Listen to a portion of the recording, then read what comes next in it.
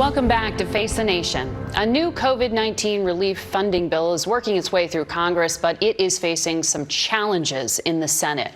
Democrat Chris Coons of Delaware joins us now from Wilmington. Good morning to you, Senator, and happy Easter. Happy Easter, Margaret. Great to be on with you.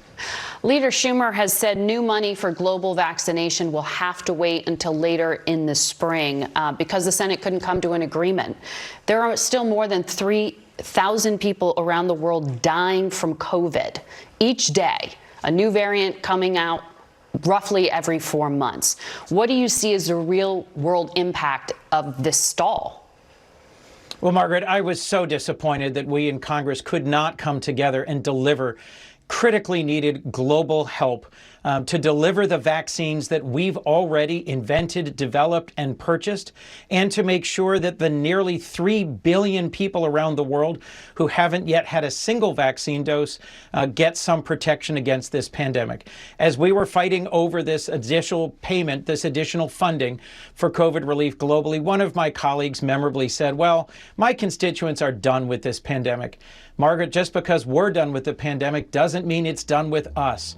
And the best way to protect the American people from the next variant that might kill more Americans and more people around the world is to ensure that the rest of the world has access to America's vaccines. Last point, there's dozens of countries that had to rely on Chinese and Russian vaccines that don't work.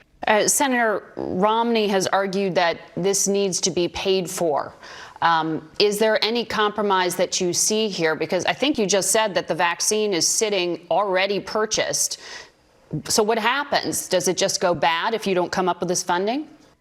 We are going to lose millions of doses of vaccine that will expire. And I think that's part of the argument that I've been making to my Republican colleagues. We shouldn't waste this moment, this opportunity. I respect Senator Romney's press for us to find offsets. But in a moment when we badly need additional emergency funding to support the Ukrainian military resistance against Russian aggression, to support millions of refugees in Ukraine and around the region, in Europe and throughout the world, and to provide food relief and additional COVID relief, I think we should treat this as emergency spending. But frankly, we'll negotiate what we have to in order to secure a chance to move forward and not waste the vital vaccines America has already purchased. There are some Republicans saying there should be no spending except for on defense. Are you saying this is how it should be characterized? I think this is critical to our national security.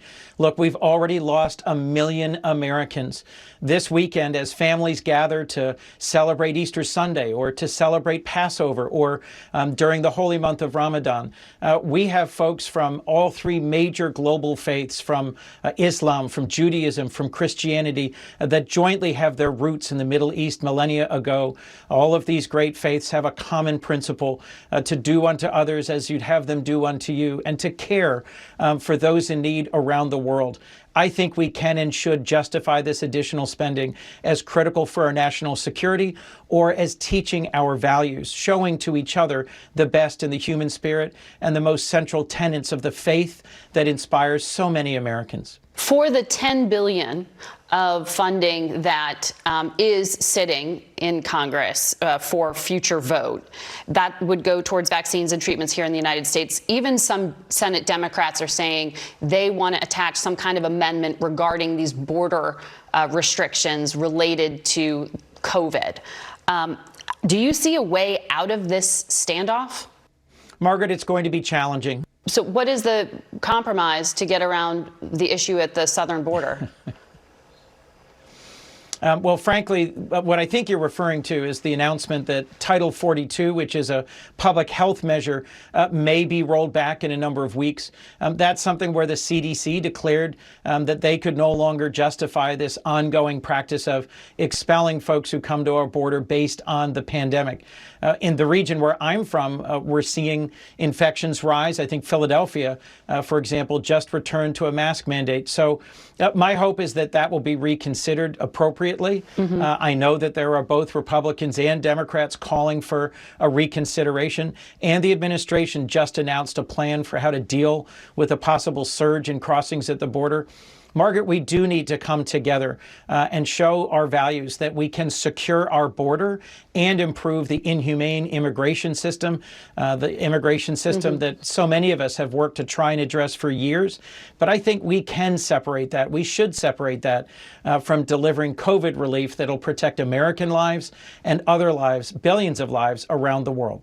In some public remarks this week, you said the country needs to talk about when it might be willing to send troops to Ukraine. You said if the answer is never, then we are inviting another level of escalation and brutality by Putin. Are you arguing that President Biden was wrong when he said he would not send troops to Ukraine? Are you asking him to set a red line?